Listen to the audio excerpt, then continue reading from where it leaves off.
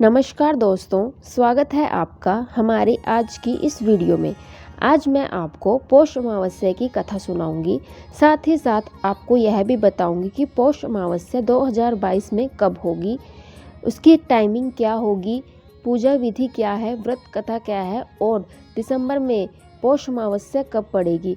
और साथ ही साथ दोस्तों मैं आपको यह भी बताना चाहती हूँ कि हमारे चैनल पर आपको हर तरह की कथा सुनने को मिलेगी, जैसे कि प्रदोष व्रत की कथा, अमावस्या की कथा, एकादशी की कथा, लोहड़ी की कथा इत्यादि हर तरह की कथा आपको हमारे चैनल पर सुनने को मिलेगी। साथ ही साथ आपको शादी में गाए जाने वाले गीत, भजन व कीर्तन मंडली द्वारा गाए जाने वाले भजन भी सुनने को मिलेंगे।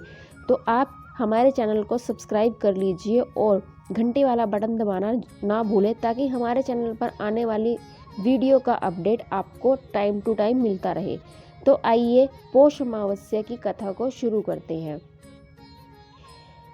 कृष्ण पक्ष की आखिरी तिथि को पड़ने वाली अमावस्या को पौष अमावस्या कहा जाता है।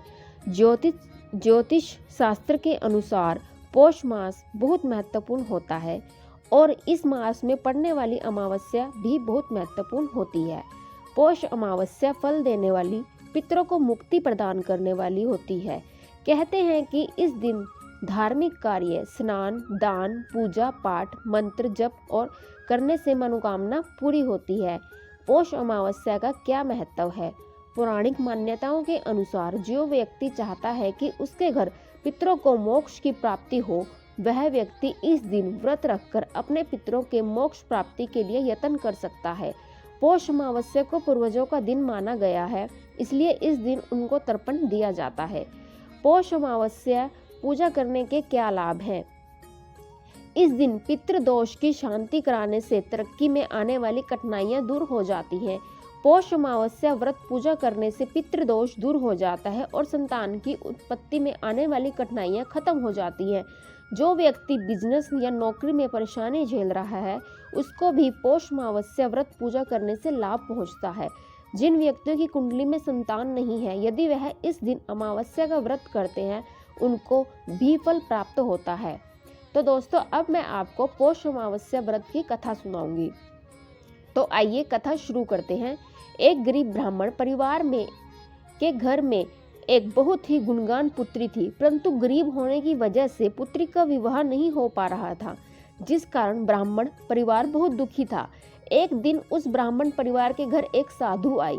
ब्राह्मण परिवार ने उस साधु स्त्री की काफी सेवा की, जिसे देखकर वह काफी प्रसन्न हुई।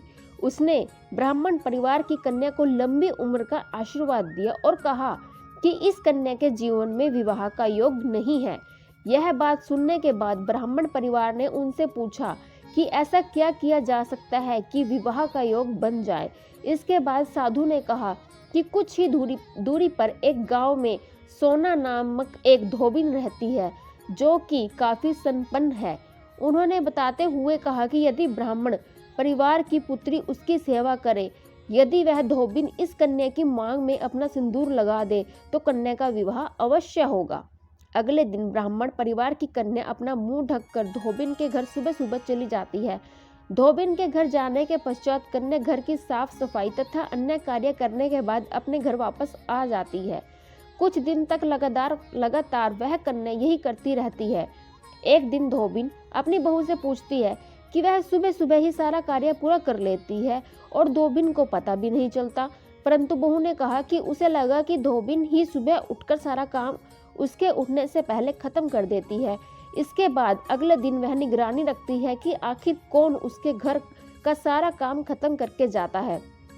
अगले दिन उन्होंने देखा कि एक कन्या उनके घर आई और घर का सारा काम खत्म करके अपने घर वापस चली गई। यह सब देखने के बाद जब दूसरे दिन कन्या धोबिन के घर आई, तो धोबिन कन्या से पूछने लगी कि बता तू कौन है। कन्या ने धोबिन को सारी बात बता दी। कन्या की बात सुनने के बाद धोबिन ने अपनी सिंदूर कन्या के मांग में लगा दिया। सिंदूर लगाते ही धोबिन के पति की मृत्यु हो गई। यह बात पता चलते ही धोबिन अपने घर से निर्जल ही चल पड़ी। उसने संकल्प लिया कि रास्ते में जहां उसे पीपल का पेड़ मिलेगा, वहां वह भोजन का सामग्री दान करेगी और परिक्रमा करेगी, उसके बाद ही जल ग्रहण करेगी। जिस दिन वह अपने घर से चली, उस दिन अमावस्या थी। रास्ते में उसे पीपल का पेड़ मिला। उसने पकवान की जगह ईंट के टुकड़ों से 108 बार पीपल के पेड़ को भंवरी देकर पीपल के पेड़ की परिक्रमा की और जल ग्रहण किया। ऐसा करते ही उसके पति जीवित हो गए। इसलिए जो व्यक्ति हर अमावस्या पर भंवरी अर्थात भोजन को सामग्री दान देता है, उसके घर सुख समृद्धि आती है। पौष अमावस्या की पूजा की विधि क्या है? पौष अमावस्या के दिन पूर्वजों को याद किया जाता है और उनकी याद में श्राद्ध किए जाते हैं। इस दिन पूजा अर्चना करने से चंद्र देवता की कृपा मिलती है।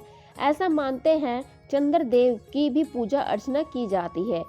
पौष अमावस्या के दिन की शुरुआत नदी या तालाब में स्नान करने से होती है। स्नान करने के बाद तांबे के पात्र में शुद्ध जल लिया जाता है और सूर्य देव को जल अर्घ दिया जाता है। जल चढ़ाने के बाद लाल पुष्प या लाल चंदन भी डाला जाता है। सूर्य देव को अर्घ देने के बाद पितरों को तर्पण दिया जाता है। पौष अमावस्या के दिन दोपहर के समय चित्रों के नाम से तिल और जल का पूजन किया जाता है। पीपल की पूजा की जाती है और परिक्रमा भी की जाती है। इस दिन जरूरतमंदों तथा गरीबों को भोजन में धन का दान दिया जाता है। इस दिन गाय को रोटी खिलाई जाती है। हनुमान चालीसा तथा सुंदरकांड का पाठ किया जाता है। पौष अमावस्या के दिन शिव पार्वती एवं तुलसी जी की पूजा भी की जाती है। पौष अमावस्या के दिन मृत्यु दोष से मुक्ति के लिए उज्जैन, नासिक, त्र्यंबकेश्वर, हरिद्वार, प्रयागराज कथाकार की जगह पर पूजन करवाया जाता है। जो व्यक्ति इन जगहों पर नहीं जा सकते वह अपने स्थान पर ही पंडित से पूजन संपन्न करवाते हैं। पित्त दोष से मुक्ति के लिए पौष अमावस्या के दिन रुद्राभिषेक भी किया जाता है। पौष अमावस्या के दिन मनोकामना पूर्ण करने के लिए तुलसी के पौधे के पास दीपक जलाकर परिक्रमा की जाती है। सूर्यास्त के बाद हनुमान जी के मंदिर में सरसों के तेल से दीपक जलाकर हनुमान चालीसा का पाठ किया जाता है। पौष अमावस्या के दिन शिवलिंग के पास दीपक जलाए जाते हैं और ओम नमः शिवाय का 108 बार जाप किया जाता है और सुख और सौभाग्य की प्राप्ति के लिए प्रार्थना भी की जाती है। तो यह थी पौष अमावस्या की कथा और पूजा विधि। अब मैं आपको पौष अमावस्या से जुड़ी हुई कुछ बातें बताऊंगी। हिंदू सौर चंद्र नक्षत्र पंचांग के अनुसार पौष मास के आखिरी दिन को चंद्रकला के आधार पर 15-15 के 2 पक्षों में विभाजित किया जाता है, जो कि क्रमवार शुक्ल पक्ष और कृष्ण पक्ष है। शुक्ल पक्ष के 15 दिन पूर्णिमा होती है और कृष्ण पक्ष के 15वें दिन अमावस्या होती है। अर्यमा देवता जो कि अमावस्या के देवता है, उन्हें पितरों का प्रमुख माना जाता है, इसलिए इस दिन अमावस्या के देवता की भी पूजा की जाती है। अमावस्या के दिन भूत प्रेत पिशाच जीव जंतु एवं दैत्य दानव ज्यादा सक्रिय हो जाते हैं, इसलिए ऐसे दिन की प्रकृति को जानकर विशेष सावधानी रखी जाती है। इसलिए इस दिन उपवास रखे जाते हैं ताकि उन्हें ऐसी कोई परेशानी ना आए। पौष अमावस्या के दिन सिर्फ पितृ ही नहीं बल्कि सूर्य, अग्नि, वायु, ब्रह्मा, इंद्र, ऋषि, ब्राह्मण, पशु, पक्षी भी साधना करने से तृप्त हो जाते हैं। पौष मास में होने वाले मौसम परिवर्तन के आधार पर कितनी बारिश हो सकती है, इसका अनुमान भी लगाया जाता है। पौष अमावस्या के दिन कुछ मंदिरों में महापूजन भी किया जाता है। पौष अमावस्या के दिन ध्यान रखने वाली बातें। पौष अमावस्या के दिन मांसाहारी खाने का सेवन नहीं करना चाहिए। नशीली चीजों का सेवन भी नहीं करना चाहिए। यदि व्यक्ति का पितृ दोष या पितृ ऋण हो तो उसको इस दिन पितरों का तर्पण अवश्य करना चाहिए और इस तिथि पर पितरों को खुश करने के लिए श्राद्ध भी करना चाहिए। अब मैं आपको पौष अमावस्या की तिथि बताऊंगी। पौष अमावस्या तिथि 23 दिसंबर 2022 को शुक्रवार के दिन होगी। 22 दिसंबर 2022 शाम को 7:13 पर शुरू होगी और 23 दिसंबर 2022 को दोपहर 3:46 पर खत्म होगी। धन्यवाद दोस्तों।